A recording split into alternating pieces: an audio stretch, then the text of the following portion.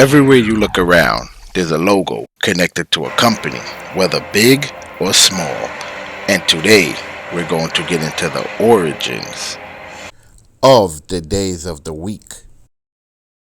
Where do all these calendrical names of months and weekdays come from? Let's find out. The history of calendars can be traced back to the urban revolutions, when humans began to shift from small communities to large cities in the Bronze Age. These complex cities led to things like writing, currency, and standardized weights and measures, which allowed for financial transactions and taxation, and calendars soon followed, which not only regulated human time, important for agriculture and taxation, but also religious time, important for festivals and other observances. First came the Sumerian lunar solar calendar, which was organized by both the solar and lunar cycles, followed by independent calendar systems developed in other parts of the world, such as the Egyptian solar calendar, early solar calendars in China, and the famously complex Mayan calendar in Mesoamerica, which led to the famous 2012 millenarian phenomenon because of the mistaken belief that the Mayan calendar predicted the end of the world in that year. In fact, it was really just the end of a 5,126-year-long cycle tracked in their calendar. Important, but not apocalyptic.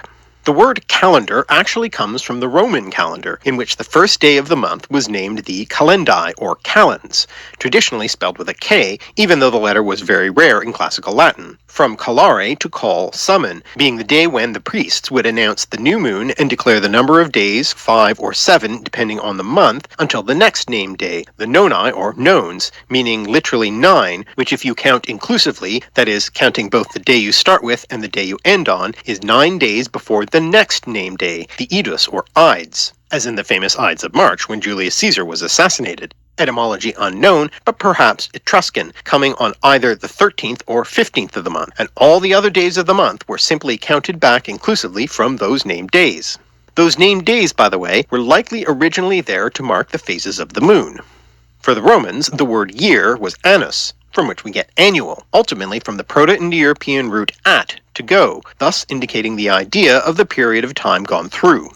The English word year comes from Old English yar, ultimately from the Proto-Indo-European root yer, meaning year or season, which also came into Greek as hora, season, which eventually found its way into English in the words horoscope and hour, indicating a very different unit of time.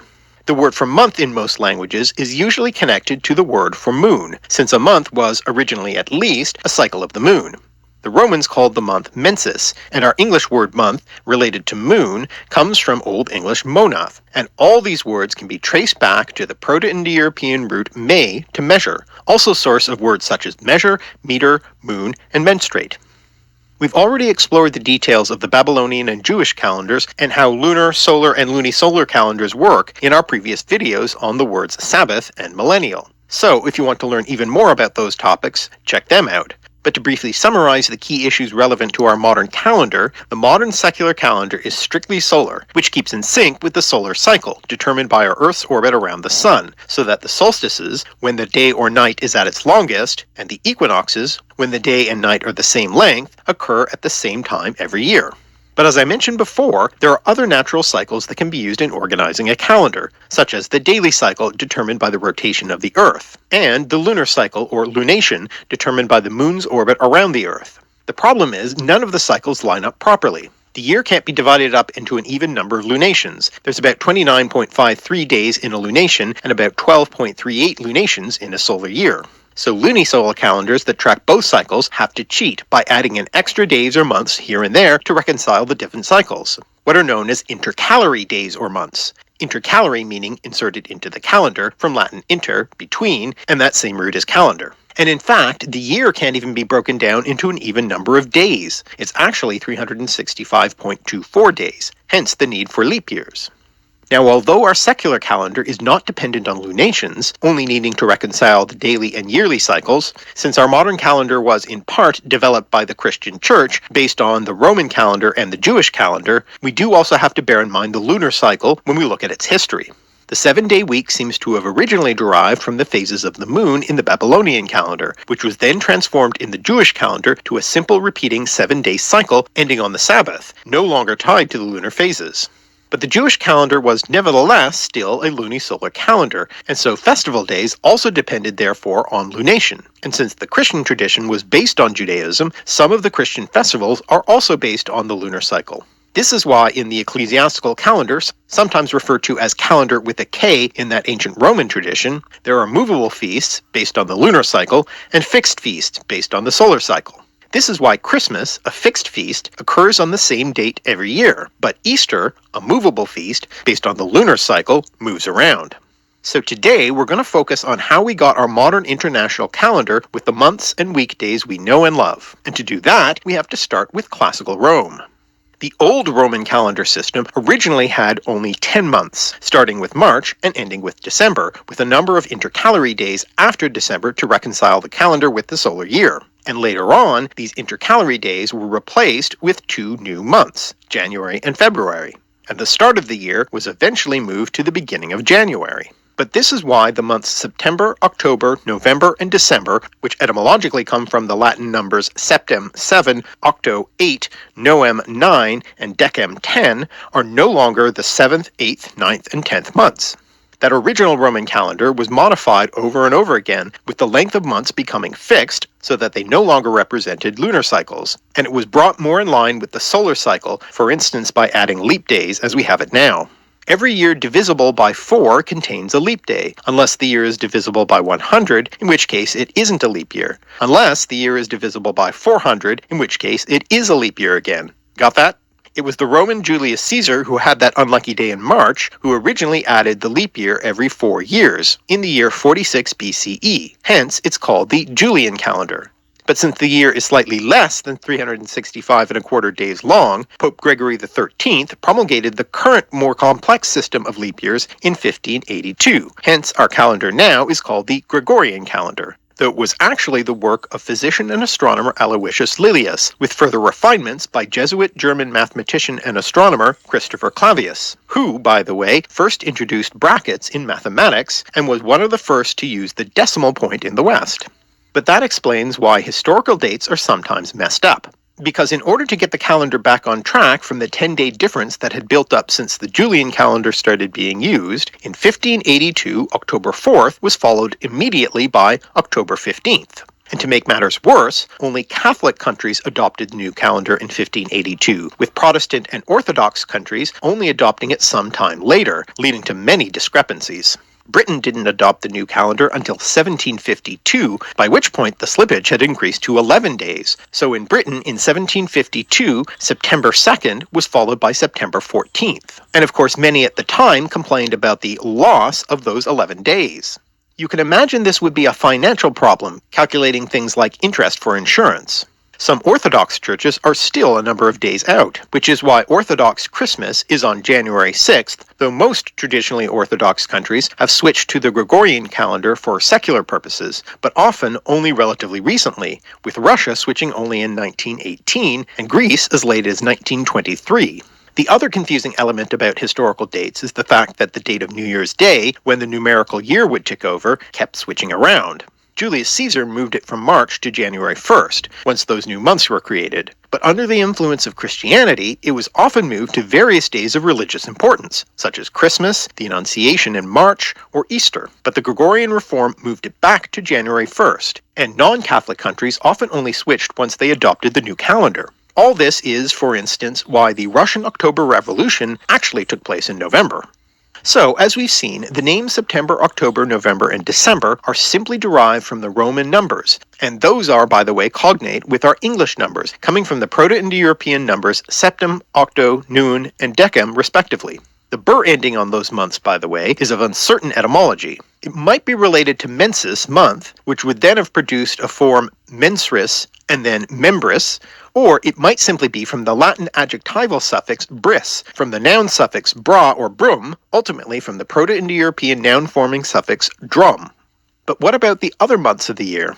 Well, let's start with January, or Januarius in Latin, which is named after the two-faced god of doorways, Janus, very appropriate for the newly instituted first month of the year. The name Janus, or actually Janus in Latin, is related to the word janua, door, which gives us English janitor, who was originally a doorkeeper, and comes from the Proto-Indo-European root a, to go, which might lie behind the root year and would thereby be related to the word year, also appropriate. Now, the early Germanic peoples had their own calendar system too, and some of those old month names continued to be used for quite a while before being replaced by the Roman names. So in Old English, December and January roughly coincided with Jólamånað, or Yule month, in reference to the old pagan festival Yule, now associated with Christmas, and later it was divided up into 2 months, Ara Jólamånað, before Yule month for December, and Aftara Jólamånað, after Yule month for January. Next up is February, the other new month that the Romans added to their originally 10-month calendar. Since Februarius was the last month in the Roman calendar until the first month was changed from March to January, there were a number of Roman festivals then that were concerned with endings and boundaries, such as Parentalia, which involved honoring ancestors and propitiating the dead, and Terminalia, a festival in honor of Terminus, the god of boundaries. Another festival in Februarius was the purification ritual known as Februa, or Lupercalia, and it's from this that the month takes its name. Februa is the plural form of februum, meaning means of purification or expiatory offerings, presumably some sort of instrument used in the purification ritual. In his calendar poem called the Fasti, Ovid suggests the word comes from an ancient tongue, presumably Etruscan or possibly Sabine, another Italic language related to Latin, but ultimately the etymology of the word is unknown. It might come from the Proto-Indo-European root degua, to burn or warm, also the source of the word fever, or the root deu, dust, vapor, smoke, also the source of the word fume, either way suggesting a ritual involving fire and or smoke. In the Germanic calendar, February is equivalent to Solmonath, which the Venerable Bede in his De Temporum Ratione, or The Reckoning of Time, explains means month of cakes, because the English used to offer cakes to their old Germanic gods in that month, though some scholars have suggested that instead it might mean mud month, since mud is the usual meaning of the word soul, and that time of year is particularly wet in the climate of England. Bede, by the way, was one of the foremost Latin writers in early medieval England, and his De Temporum Ratione, which not only gives and explains the Latin and Old English names of the months, but also the Hebrew and Greek names, is a work of computus, that is the calculation of the calendar, and specifically the calculation of the date of Easter, which moves around every year since it's based on a lunar calendar, unlike most of the rest of the Christian calendar. There was a controversy about the method of calculating Easter just prior to Bede's time, revolving around whether the English should calculate Easter following the methods of the Church in Rome or following the Irish Church's method. Bede was a staunch supporter of the Roman Church, so the climactic moment of Bede's most famous work, Historia Ecclesiastica Gentis Anglorum, or Ecclesiastical History of the English People, was when the Synod of Whitby decided in favor of the Roman method of calculation, as well as the Roman form of tonsure, or monastic haircut, instead of the Irish. The other thing Bede's Historia Ecclesiastica achieved was the popularization of the system of BC and AD years, which we discussed in the Millennial video. As for the calculation of Easter, it was originally tied to the Jewish Passover. The Last Supper of Jesus and his disciples before the crucifixion is presented, at least in some parts of the New Testament, as a Passover Seder. But because Passover moves around so much in relation to the solar Roman calendar, and also because the early Christian church wanted to distance themselves from Judaism, their calculation is instead based on the equinox and the full moon, that is, the Sunday following the full moon which falls on or after the equinox, though even that isn't exactly how the calculation works. Now moving on to March, or Martius in Latin, this month is named after the Roman god of war, Mars, which was appropriate since it was typically the opening of the military campaign season, who was held to be the progenitor of the Roman people, as father of the legendary founders of Rome, Romulus and Remus, and who became associated with the Greek god of war, Ares. This is a process known as syncretism, when one tradition is understood by interpretation and comparison to another tradition. In this case, Romans reinterpreted their native gods by comparison to the Greek gods, reconciling the two traditions. Thus, it is specifically known as Interpretatio Graeca. So, since Mars was understood as a god of war, he was seen as equivalent to the Greek Ares, who had the same role, and thus the Romans borrowed the rich tradition of mythological stories associated with Ares. The word syncretism, by the way, has a surprising etymology, coming from Greek synkretismos, from the prefix syn, with, together, and a debated second element, possibly the name of the island of Crete, because the earliest attested use of Greek synkretismos is to refer to a federation of Cretan communities, though some have also suggested a connection to Greek krasis, mixture. As for the name Mars, its source is uncertain, but it may be connected to the Etruscan god Maris. As for Mars himself, he seems to have originally been a thunder god, not a god of war, and may descend from an old Indo-European god of thunder and oak trees, Perkunos meaning literally oak, also the source of the Germanic god Thor, though the name Perkunos was transferred to Thor's mother, Fjörgyn. The connection between thunder and oak may be that lightning has a tendency to strike the very tall oak trees. As for the name of the month of March in the Germanic calendar, Hrethmonath, this refers to a different god, Hretha, to whom Bede tells us the English sacrificed at this time. We know nothing more about this goddess, but her name seems to mean either victorious or famous, related to Old English Hreth, glory in battle or victory, and from the same root as the first element in the names Rudolph, literally famous wolf, and Roger, famous spear. Next is April, or Aprilis in Latin, which marks the beginning of spring, and one traditional etymology reflects this, with Aprilis coming from Latin aperire, to uncover, open, from Proto-Indo-European apo, off, away, and where, to cover, since all the plants open up at this time of year. Ovid mentions this etymology, but also provides a different derivation, that since it is the month of the goddess of love, Venus, with her festival on the calends, the name comes from her Greek equivalent Aphrodite. This could make sense coming through Etruscan apru, a borrowing of the shortened version of her Greek name Aphro.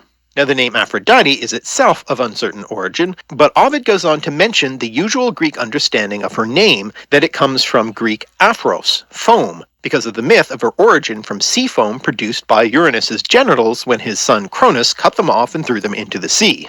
The word aphros in turn might come from the Proto-Indo-European root neb, cloud, also the source of nebula, nimbus, and Neptune, the Roman sea god who became syncretized with Greek Poseidon. The second element of Aphrodite might be related to Greek deato, seemed, appeared, and delos, clear, visible, also the source of the second element in psychedelic, from Proto-Indo-European dieu, to shine, suggesting she might originally have been a dawn goddess. More recent arguments, however, derive Aphrodite's name from a pre-Greek language, as the goddess herself seems to be largely influenced by Eastern cults of the Phoenician Astarte, cognate with Babylonian Ishtar, herself influenced by Sumerian Inanna, so a lot of syncretism going on there. A completely different etymology for the name of the month Aprilis is that it might come from an otherwise unattested form Aperilis, meaning the following, the next, ultimately from that same Proto-Indo-European apo, since it was the second month in the older Roman 10-month calendar. According to Bede, the Germanic name for April is Eostromonath, or Easter month, named after an old Germanic goddess Eostra, who is celebrated in that month. The Germanic name was then borrowed to refer to the Christian festival of Christ's crucifixion and resurrection. Most non-Germanic languages refer to Easter with some form of the Semitic word for Passover, which in Aramaic is Pascha and Hebrew Pesach, literally he passed over, in reference to the story in Exodus in which the Spirit of God passed over the homes of the children of Israel in Egypt while inflicting the 10th plague of death on the Egyptian firstborn. Thus, for instance, the word for Easter in French is Pâques, in Italian Pasqua, and in Spanish Pascua, but in German it's Ostern. As for the goddess Eostra, we don't know very much about her, though the name is attested in the month names of a number of other Germanic languages, as well as in some place names and other fragmentary evidence. Etymologically, it seems to be traceable back to the Proto-Indo-European root aus, to shine, also the source of the word east, and thereby identified as the descendant of a Proto-Indo-European dawn goddess, Hausos, also the source of the Roman goddess Aurora, the Greek goddess Eos, the Vedic goddess Usas, and the Lithuanian goddess Ausrine. Next up is May, or Maius in Latin, named after the Roman earth goddess Maia, who might be related to, or have become conflated with, the Greek goddess of the same name. The Greek Maia was the daughter of the Titan Atlas, and the mother of Hermes, equivalent to Roman Mercury. The Roman Maia is also said to be the wife of the blacksmith god Vulcan, equivalent of the Greek Hephaestus. Maya also became connected with the mystery cult goddess referred to as Bona Dea, meaning good goddess, though her actual name was only known to women, so the Roman male authors didn't know much about her or the rituals associated with her. The Romans saw Maya as a goddess of growth, deriving her name from the comparative adjective maius, maior, larger or greater, from which we get the word major. The Greek word Maya, on the other hand, was an honorific term for older women, perhaps derived from mater, mother. However, both the Greek and Latin names might simply mean she who is great, from the Proto-Indo-European feminine form of magia, from the root meg, which is, in any case, the root that lies behind Latin maius. Bede tells us that the Germanic name for May is Thrimilchmonat, literally 3 milk month, because in that month cows can be milked 3 times a day. June, or Junius in Latin, was the last originally named month in the old Roman calendar, the rest simply being numbered. Ovid has 3 different goddesses claiming the month as theirs, giving 3 possible etymologies for Junius. In the first, the one that most modern etymologists agree with, the goddess Juno, wife of Jupiter, syncretized with Greek Hera and Zeus, says the month is named after her. The name Juno either comes from that same root dieu, meaning to shine, that we saw in connection to Aphrodite, with the sense sky or heaven, plus enes, burden, from which we get the word onus, thus forming a compound meaning having heavenly authority. Or from the root yeu, vital force, youthful vigor, which also gives us the words youth and young. Then the goddess of youth and rejuvenation, Juventas, says the name comes from junior, young person, from which we get the word junior, in contrast to maiores, or elders, which she says is the actual source of the name of the month Maius. This etymology would also ultimately come from the root ieu. And finally, the goddess of marriage and society, Concordia, says the name comes from jungere, to join, in honor of her uniting the Romans and the Sabines. Latin jungere comes from the Proto-Indo-European root yeug, to join, which also gives us the words join, yoke, yoga, through Sanskrit, because yoga involves the joining with the Supreme Spirit. Another theory is that it comes from the name of the Junia clan, either Marcus Junius Brutus, who made the first sacrifice to the goddess Carna on the calends of June, or Lucius Junius Brutus, the founder of the Roman Republic who overthrew the last of the Etruscan kings and became one of the first consuls of Rome. The clan name Junia is probably itself connected with the goddess Juno. Bede tells us that both June and July are called Litha, from Lithe, mild, because both months are mild and feature gentle breezes, suitable for navigating on the sea. Ultimately, the word comes from the Proto-Indo-European root lento, meaning flexible, also the source of the words lithe and relent. Now, it's interesting that we just mentioned Marcus Junius Brutus, because there's another, more famous Marcus Junius Brutus who is connected with the month of July. July was originally called Quintilis, just meaning the 5th month, but was renamed in honor of Julius Caesar in 44 BCE, and the 6th month, originally Sextilis, was renamed Augustus in honor of Caesar's adoptive son, the first emperor of Rome, in 8 BCE. You see, when Julius Caesar was making his power grab, people were worried he would make himself king and end the Republic, and so there was a conspiracy to assassinate him.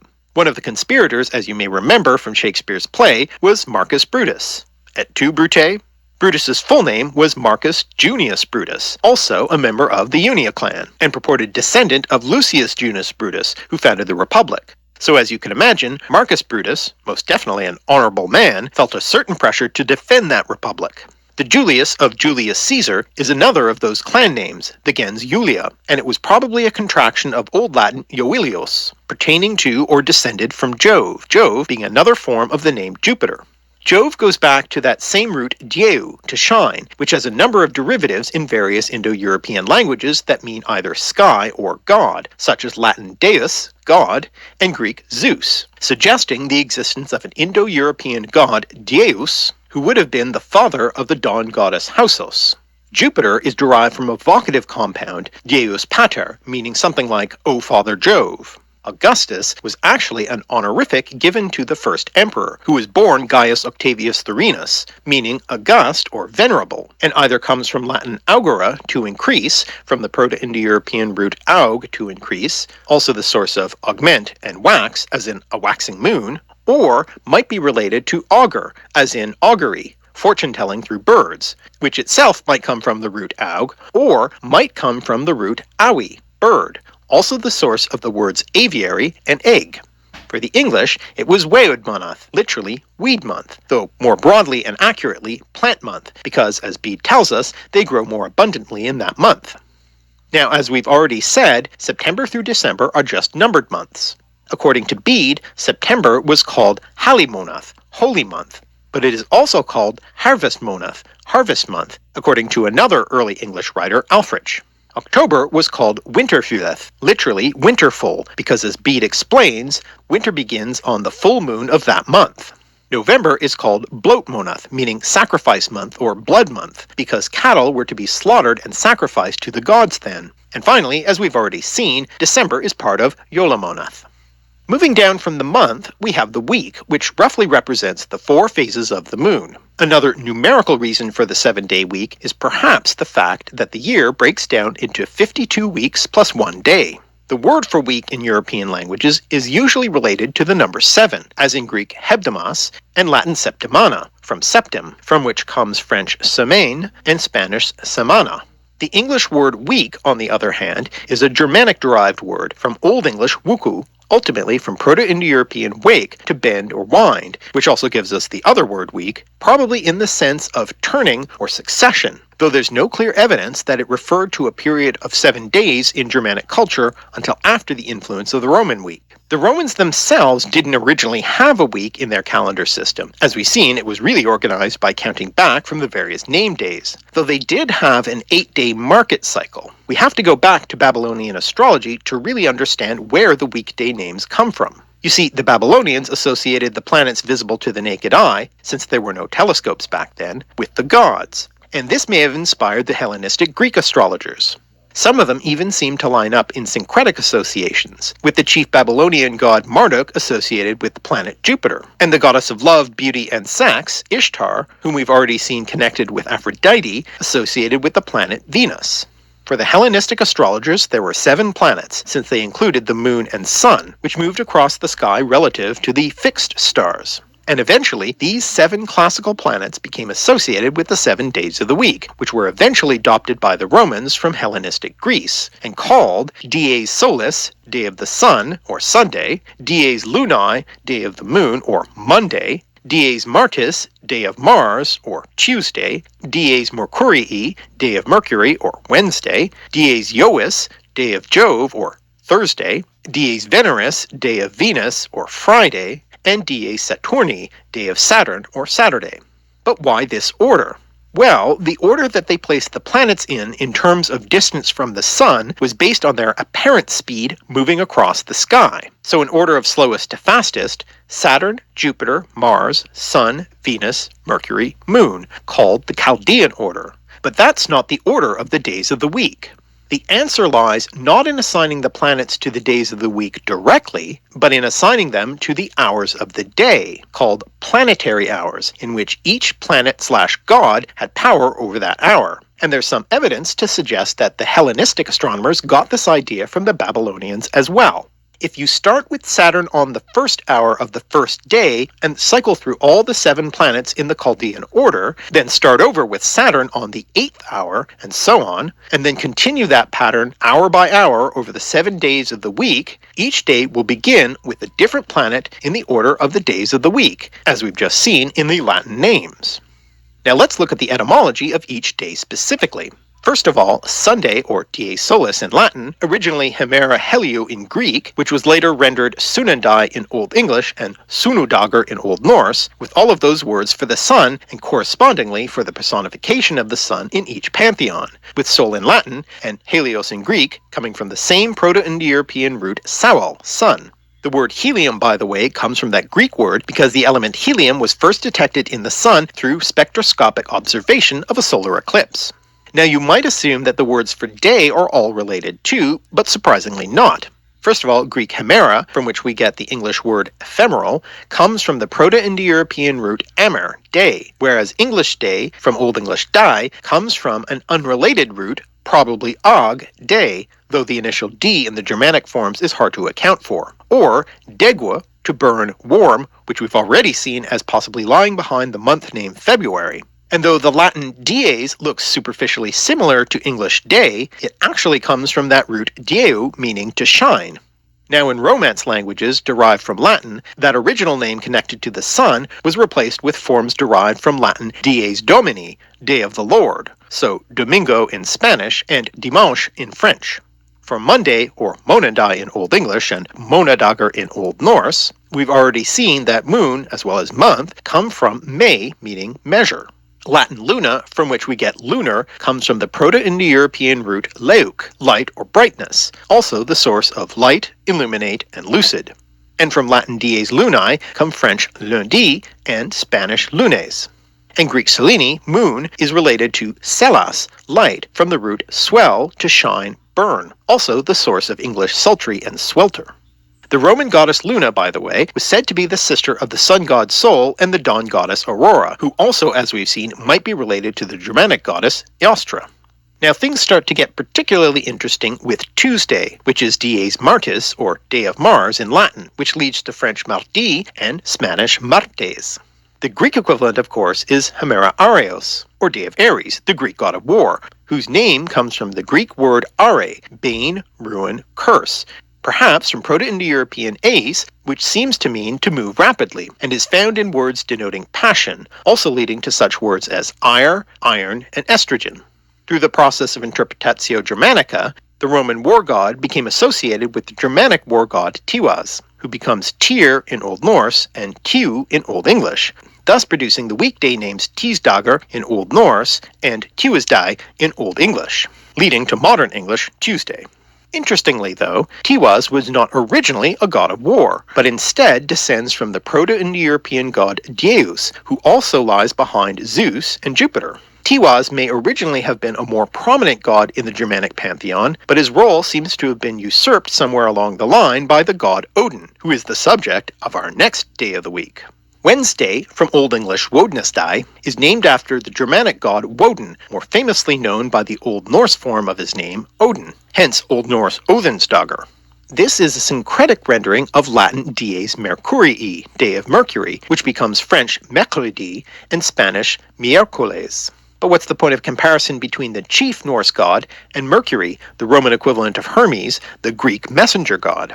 Well, one of Hermes' responsibilities was to guide the souls of the dead to the afterlife, a position called a psychopomp. Odin, too, is associated with the dead, playing host in Valhalla in the afterlife to warriors who died in battle. Also, when Odin traveled amongst humans on Midgard, he wore a broad-brimmed hat and cloak and carried a staff, which was visually similar to the appearance of Hermes, who was also a god of travelers, merchants, and commerce. The name Hermes is probably connected to the Greek word herma, heap of stones, boundary marker, because of the god's associations with travelers. But the ultimate etymology of that word is unknown, possibly from a non-Indo-European root, though a connection to the Proto-Indo-European root ser, to line up, bind together, has been suggested. Interestingly, Hermes is thought to have originated as a form of the Greek pastoral god Pan, taking on the boundary marking associations and leaving Pan with the rustic associations. Pan is thought to descend from an original Indo-European god Pauson, with the name ultimately coming from the root pu, to blow, swell, also leading to the words pustule and prepuce, another word for foreskin. Getting back to the Roman equivalent Mercury, the root sense of his name seems to be connected specifically to commerce, probably being related to words such as merchandise and market, coming ultimately from either the Proto-Indo-European root mark, meaning to grab, or to an Etruscan root referring to aspects of commerce, though another possible connection might be to the Proto-Indo-European root merg, meaning boundary, border, which also gives us the word margin and mark as in a boundary mark. Odin's name, however, demonstrates a rather different association, being related to Old Norse Other, mad, fanatic, furious, and coming ultimately from the Proto-Indo-European root wet, meaning blow, inspire, spiritually arouse, which also gives us the words fan and atmosphere. Thursday, Thunrisday in Old English and Thorsdagar in Old Norse, is named after the Germanic thunder god Thor, and it's not hard to see the connection between Thor and the Roman and Greek gods Jupiter and Zeus, as they are all associated with lightning. Latin dies Jovis, day of Jove, became French jeudi and Spanish jueves. As we've already seen, the names Jove, Jupiter, and Zeus all descend from that Proto-Indo-European sky god Deus, who in the Germanic pantheon becomes Tiwaz of Tuesday.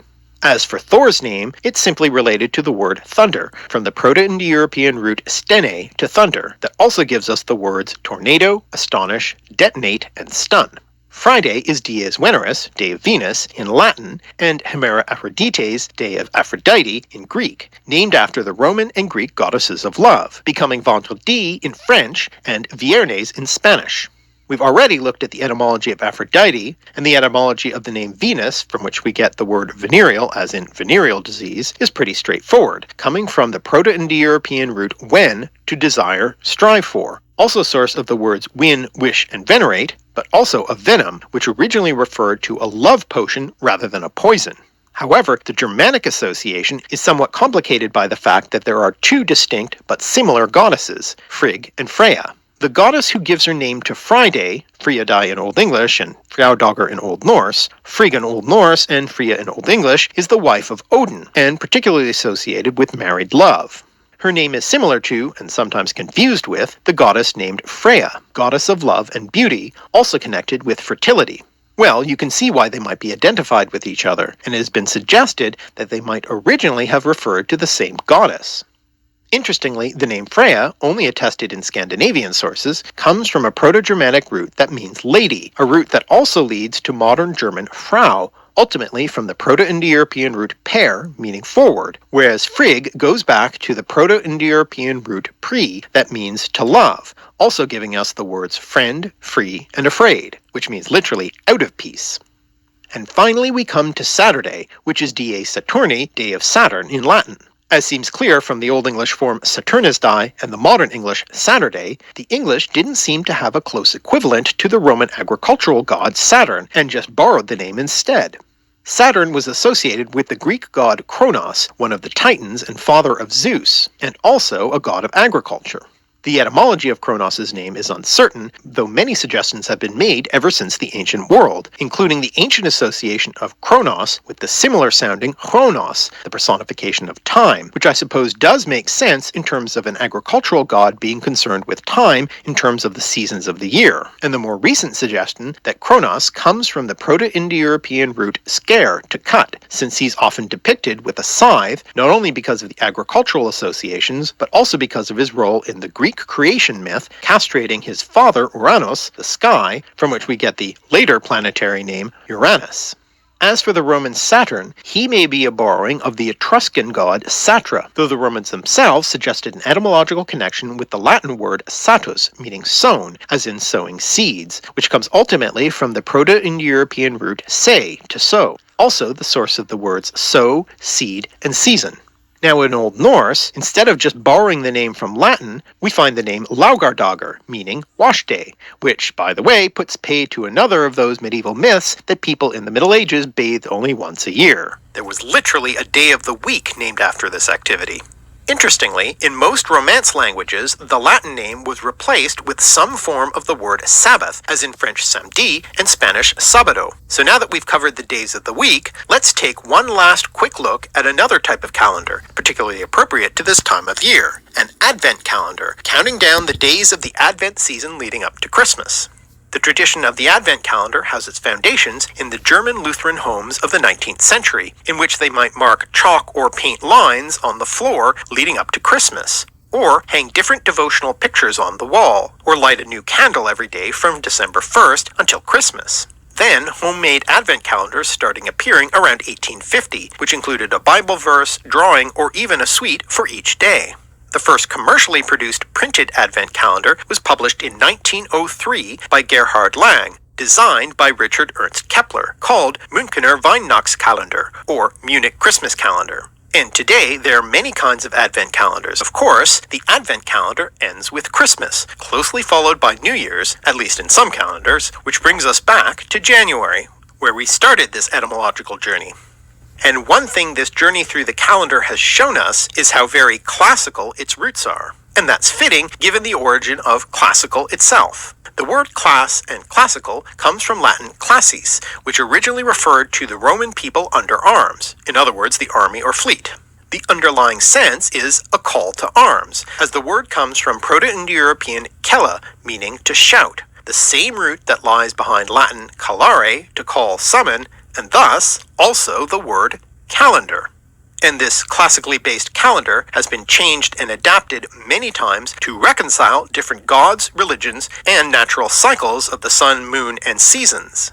Also fitting, since reconcile is another descendant from that same shouting root, coming from Latin reconciliare, to bring together again, regain, win over again, conciliate. From the Latin prefix again and conciliare, to make friendly, from concilium, a meeting, gathering of people, from the prefix com, together, together with, and that shouting root, with the notion of a calling together. And the root kella also comes into Greek as kalein, to call, and prefixed with ek, out, as ekalein, to call out, which led to the noun ecclesia, which in classical Athens was the principal assembly of the Athenian democracy, but was later used by early Christians to refer to a religious assembly or the Christian church as a whole, and from that we get the word ecclesiastical, as in the ecclesiastical or church calendar, and Bede's ecclesiastical history of the English people.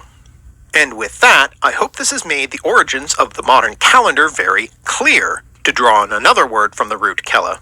And if you're celebrating around this time of year, we wish you a happy Yule and happy New Year, and a calendar filled with fun and relaxation.